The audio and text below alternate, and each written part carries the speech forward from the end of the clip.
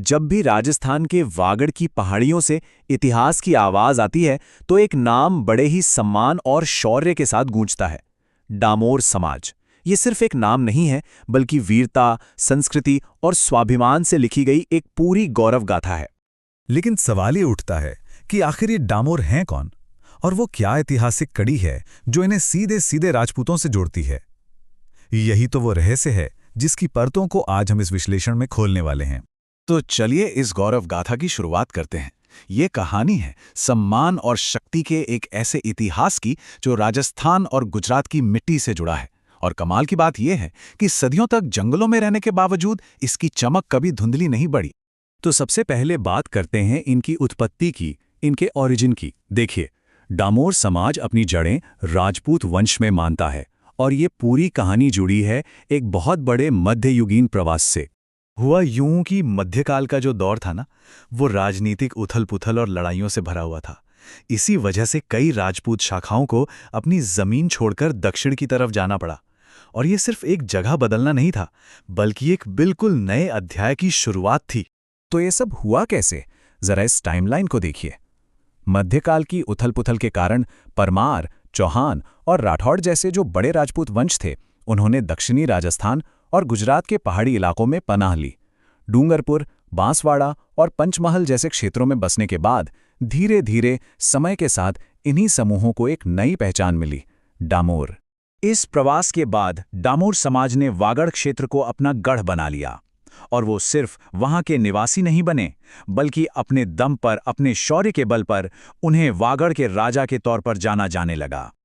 और उनकी सबसे बड़ी पहचान उनकी आज़ादी से मोहब्बत और उनकी योद्धा वाली भावना। मतलब अपनी ज़मीन और अपने सम्मान के लिए वो किसी भी चुनौती से भिड़ने को तैयार थे और दुश्मनों के खिलाफ तो हमेशा एकजुट होकर लड़ते थे। तो उनके समाज की नींव क्या थी? ये स्लाइड उसे बहुत अच्छे से समझाती है।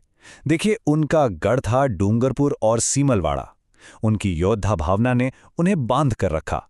लेकिन जो चीज उनके राजपूत वंश का सीधा सबूत देती है ना, वो है उनकी गोत्र व्यवस्था। परमार, सिसोदिया और राठौड़ जैसे गोत्र आज भी उनके समाज का हिस्सा हैं।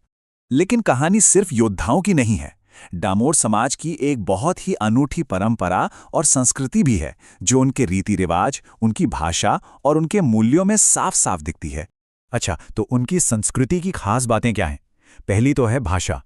वागड़ी बोलते हैं, जिसमें गुजराती और राजस्थानी दोनों की मिठास घुली हुई है। फिर है उनका पहनावा, खासकर महिलाओं के रंगीन कपड़े और चांदी के भारी भरकम गहने, जो उनकी शान है। और सबसे अहम बात, उनके समाज में महिलाओं को बहुत इज्जत, बहुत ऊंचा दर्जा दिया जाता है। और संस्कृति की बात चली रही है तो ग्यारस की रेवाड़ी मेले को कैसे भूल सकते हैं? डूंगरपुर में लगने वाला ये मेला सिर्फ एक मेला नहीं है, ये डामोर समाज की एकता, उनके कल्चरल प्राइड का सबसे बड़ा सिंबल है। तो सवाल ये उठता है कि क्या ये समाज अपनी परंपराओं में ही बंद कर रह गया? जी नहीं, बिल्कुल नहीं।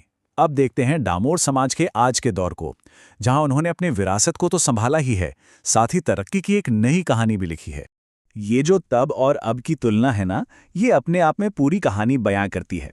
सोचिए, एक वक्त था जब समाज का आधार खेती बाड़ी था, और आज के युवा पढ़ाई पर जोर दे रहे हैं, डॉक्टर बन रहे हैं, इंजीनियर बन रहे हैं, और तो और प्रशासनिक सेवाओं में भी अपना परचम लहरा रहे हैं। ये एक कमाल का ट्रांसफॉर्मेशन है।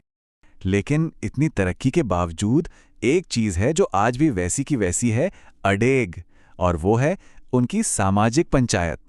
समुदाय के अंदर के जो भी मसले होते हैं, उन्हें सुलझाने के लिए ये संस्था आज भी उतनी ही ताकतवर और असरदार है जितनी पहले हुआ करती थी। तो आखिर में सवाल ये है कि डामोर समाज का इतिहास हमें सिखाता क्या है? असल में ये उन योद्धाओं की एक गूंज है, एक ऐसी विरासत जो आज भी डूंगरपुर की पहाड़ियों में जिंदा है। इस पूरी कहानी का सार, इसका निचोड़ बस इतना सा है। डामोर समाज हमें सिखाता है कि वक्त कितना भी बदल जाए, हालात कैसे भी हों, अपनी जड़ों को, अपनी मिट्टी को और अपने स्वाभिमान को कभी नहीं छोड़ना चाहिए। और आखिर में हम एक सवाल के साथ इस चर्चा को समाप्त करते हैं। डामोर समाज की ही तरह कोई भी अपनी जड़ों को मजबूती से पकड़कर एक रोशन भविष्य कैसे बना सकता है? इस पर जरूर सोचिएगा।